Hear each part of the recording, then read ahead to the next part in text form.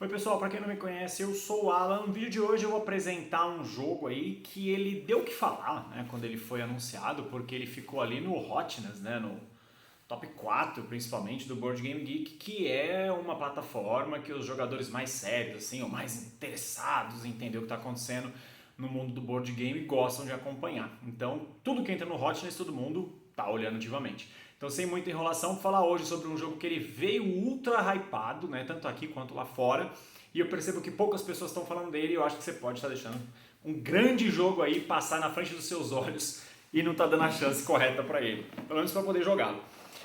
Falar hoje sobre o Endless Winter. O Endless Winter, Endless Winter Paleo Americans, né? Ele é criado pelo Stan Kordowski, não faço a menor ideia de quem seja esse cidadão, e a arte dele é do Demico, né? Conhecido como Demico, mas é outro também de nome impronunciável ali das áreas geladas ali próximo da Rússia. E esse cara, ele é famosíssimo, né? Pela série do norte lá dos vikings, dos artesãos e um monte de coisa, tá? Esse cara, ele tem uma arte que é muito boa. Lá fora ele é da Fantasia e aqui no Brasil versão da Galápagos Jogos.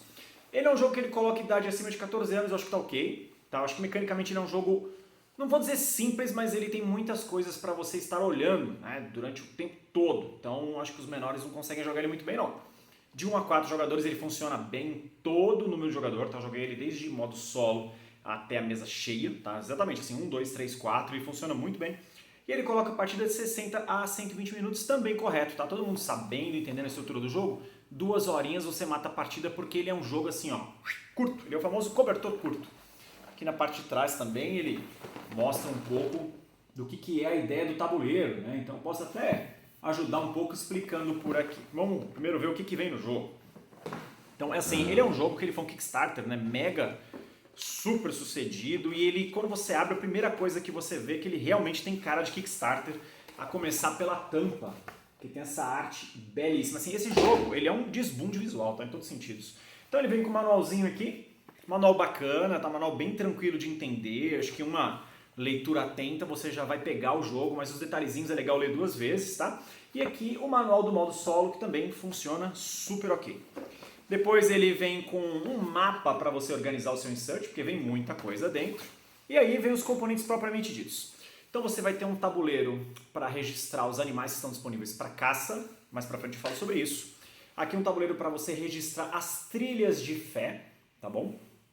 Então aqui os jogadores vão subir nessas trilhas, uma trilha valoriza a comida e a outra valoriza a sua história, né? A coragem dos seus desbravadores. E aqui é só para você acompanhar essas pontuações final de game. Então você pode simplesmente virar isso aqui. Depois você vai ter o tabuleiro propriamente dito, que ele é um tabuleiro pequeno, tá? Ele não é um tabuleiro grande, mas é muito legal que esse tabuleiro, por menor que ele seja, o jogo ocupa um espaço de mesa absurdo. Então já vou avisar, tá?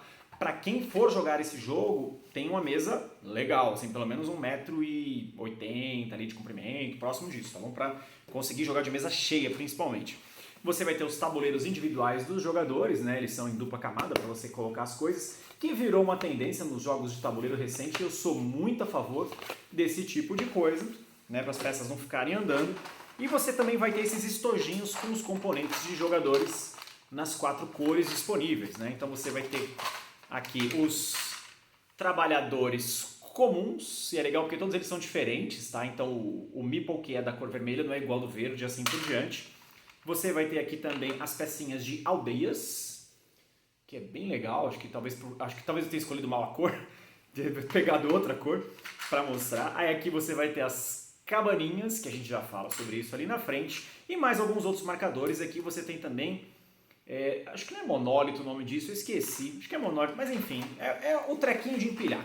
Você vai ter 4 destes, cada um na cor do jogador, e você vai ter também esse outro insert aqui maravilhoso, que cabe tudo bonitinho, com sleeve, ok. Aí muitas pessoas quando abriram esse jogo pela primeira vez falaram, veio coisa faltando, né? Que aqui na verdade é a expansão do Mamute, né? Existe um item de Kickstarter que é o Mamute, que você encaixa ele aqui, ele traz uma nova regra para o jogo na parte da movimentação do tabuleiro de expansão. Tudo que eu vi dela é legal, ela agrega, mas eu não achei ela essencial, tá? Então não se incomode com esse buraco aqui faltando. Aí aqui, abrir com cuidado para não despencar nada, embora aqui ele seja bem tranquilo, né? As coisas dá para mostrar. E você vai ter as miniaturas dos chefes, das tribos, que ele nada mais são do que workers, né, trabalhadores especiais. Então você vai ter um para cada tribo. O jogo ele é para 4 jogadores, mas ele vem com 5 tribos opcionais. Esse aqui é um dos que eu mais gosto, que ele vem com um lobinho, olha que legal. Tá vendo? Eu não sei se tá dando muito foco aí.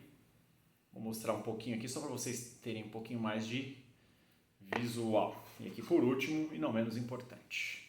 Isso aqui pintado fica muito legal porque as miniaturas são bem a arte do mico mesmo.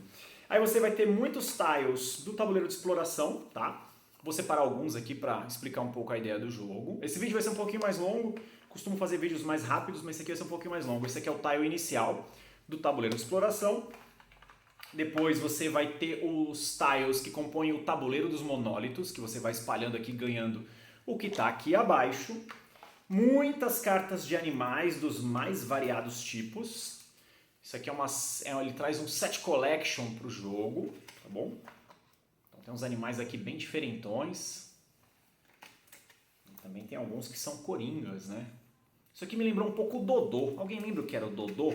Dodô acho que era um desenho do Pernalonga, né? Não lembro que desenho que ele aparecia, mas tinha o Dodô. Aí você vai ter muitas cartas que consistem dos baralhos para você construir, porque ele é um jogo que ele tem deck building, tá? Mas de novo, né, ele não é um jogo sobre deck building, é um jogo com deck building. Então você vai ter dois tipos de carta. As cartas que contam história, tá bom? Que são essas cartas que têm uma pele. Elas são divididas em 2 eras, tá? Então você vai ter cartas de nível 1 e de nível 2.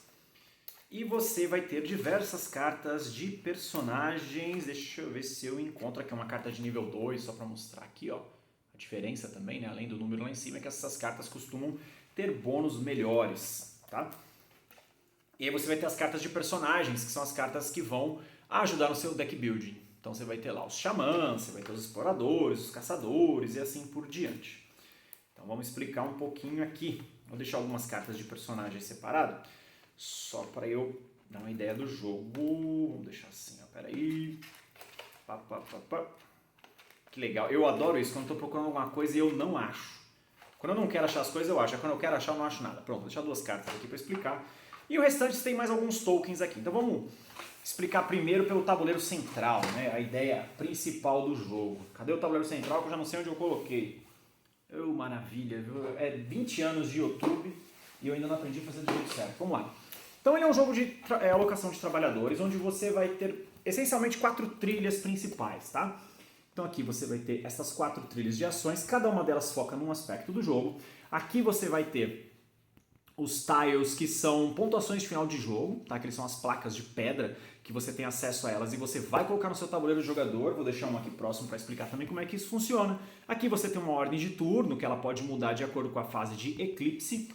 E aqui você não tem mais nada. Pronto, vamos explicar rapidinho aqui, ó. Vamos dobrar o tabuleiro, pronto, aí fica mais fácil. Essa primeira ação, tá? Que é a ação de exploração, né? Então essa ação aqui, basicamente para você fazer ações é o seguinte: você vai alocar o seu meeple, pode ser tanto o seu meeple de madeira quanto o seu chefe. A diferença é que quando você aloca o seu chefe, você vai poder ter acesso a essa ação aqui, ó. Então aqui vai ficar o meeple do chefe. E quando você coloca o chefe da sua tribo, ele trava essa ação. Então só a primeira pessoa que colocou um chefe pode fazer essa ação. O restante todos podem fazer. E reparem também no número de infinito, tá? Então essa parte aqui, ó, você pode fazer infinitas vezes.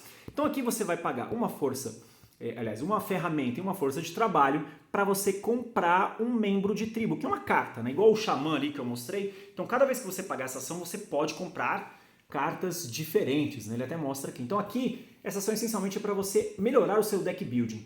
Depois, na sequência aqui, né, você pode pagar uma comida para você descartar uma carta da sua mão e depois você enterrá-la, né? O que é enterrar a carta aqui? O enterrar a carta é para contar a passagem do tempo. Então nesse jogo, o objetivo dele essencial é você ir melhorando o seu baralho, ou seja, aumentando a sua tribo, e depois você ir explorando no tabuleiro de exploração com aqueles tiles que eu mostrei. Daqui a pouco eu entro mais em detalhes sobre ele.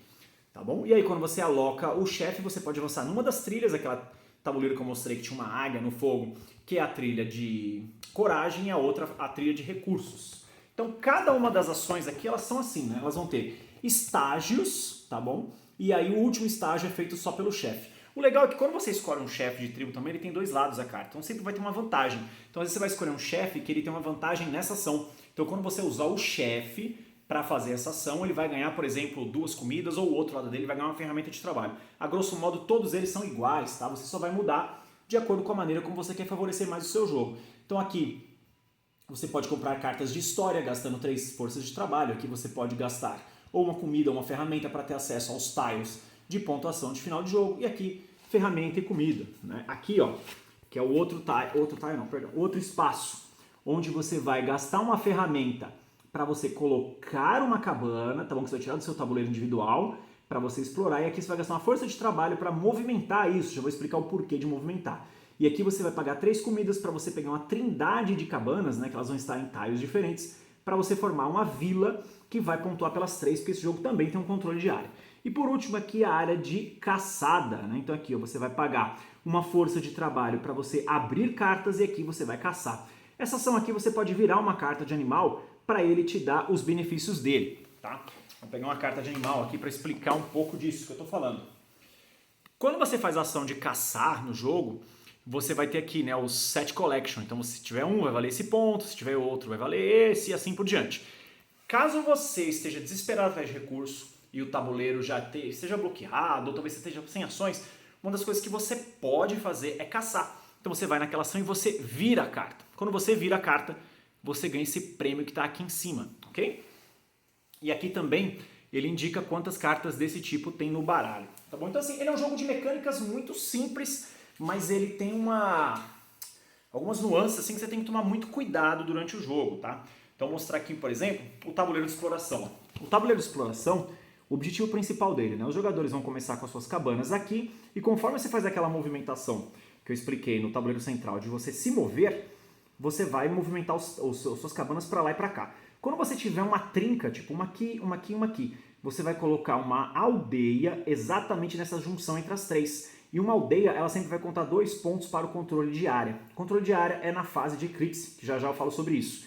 Só que você nunca pode fazer nada que pegue o tile central, né? Então você tem que se afastar um pouco do ponto do início da civilização, né? Da exploração, para você vir para cá. Tiles de geleira, eles são sorteados ao acaso, né? Então eles nunca vão pontuar nada, eles servem para atrapalhar ou para dificultar suas viagens até regiões mais extremas, tá? Então, essencialmente esse tabuleiro, ele é um tabuleiro de controle de área.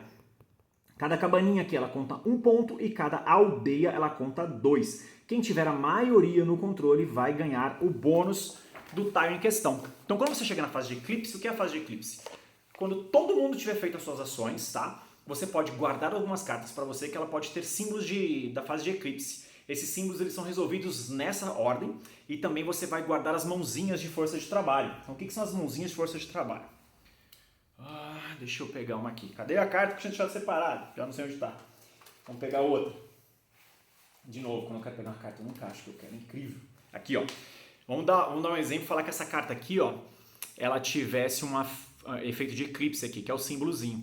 Então você vai guardar essas cartas de segredo. Quando chega na última fase do jogo, ou seja, todo mundo usou todos os seus meeples, a gente vai contar. Quem tiver mais mãos de força de trabalho, isso vai influenciar na fase de ordem. Então quem tiver mais vai ser o primeiro, vai ganhar o bônusinho que está lá, depois segundo, terceiro e assim por diante. E aí você vai resolver esses bônus que estão aqui embaixo. Após fazer isso, você vai para o tabuleiro de exploração. Então quem tivesse aqui, por exemplo, com controle de área, né, quem tivesse mais pontos aqui, uma cabana ou uma aldeia aqui, ó, nessa junção, enfim, quem tiver mais pontos de controle de área aqui, ganharia essas carnes, beleza? E aí, por último e não menos importante, o tabuleiro de monólitos, né? Que eu não lembro. Megálicos, lembrei, não é monólitos, é megálicos. Esse tabuleiro aqui, ó, ele é um tabuleiro que ele também tem um outro minigame dentro.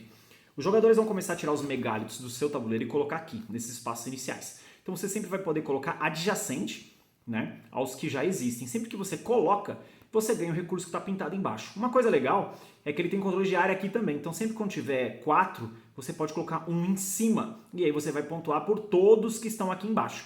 Se você coloca um cobrindo o seu mesmo, você ganha 2 pontos.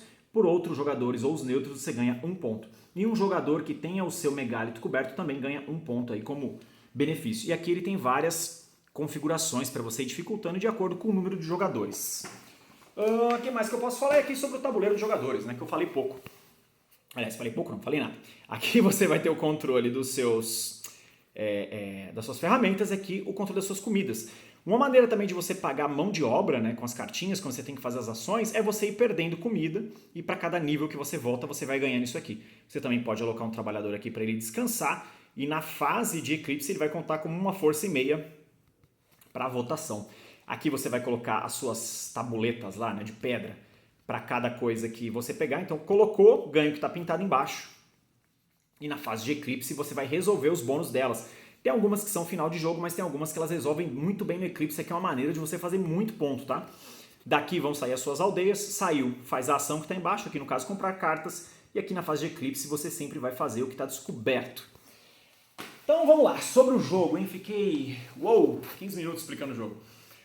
O Endless Winter é a primeira vez que eu vi, né, que eu tive contato com ele, eu olhei e falei, uau, que produção bonita, né? Mas sempre quando um jogo ele tá muito hypado, eu fico um pouco preocupado no sentido de tipo, será que o jogo é bom?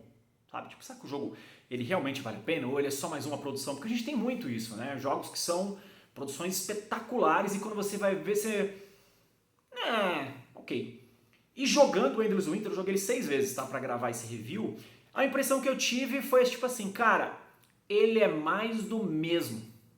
Só que ele é mais do mesmo feito a maestria. Então a sensação que eu tive é que ele é um jogo na linha dos jogos do Pfister, né? O Alexander Pfister, que é o autor do Mombasa, né? Sky Mines e tantos outros jogos maravilhosos, como Blackout Hong Kong, o Great Western Trail, ele é um cara que ele não traz nada novo. Mas o que ele faz à perfeição. E eu senti isso com o Endless Winter. Eu achei o Endless Winter um jogo não roteirizado, né? Porque tem jogos que você vê o roteiro, você fala, vou fazer aqui, ganhei. Não tem roteirização nesse jogo, mas principalmente o mashup, né? A mistura de mecânicas que o autor se propôs a fazer, ele fez a maestria e esse jogo é uma delícia de jogar. Ele é um jogo que você tem muita coisa para tomar conta. Você tem um tabuleiro de controle de área, né, que é o tabuleiro de exploração. Você tem um segundo tabuleiro de controle de área, que é o tabuleiro dos megálitos. Você tem o tabuleiro de alocação de trabalhadores. Você tem o deck build na sua mão e você tem as trilhas de pontuação.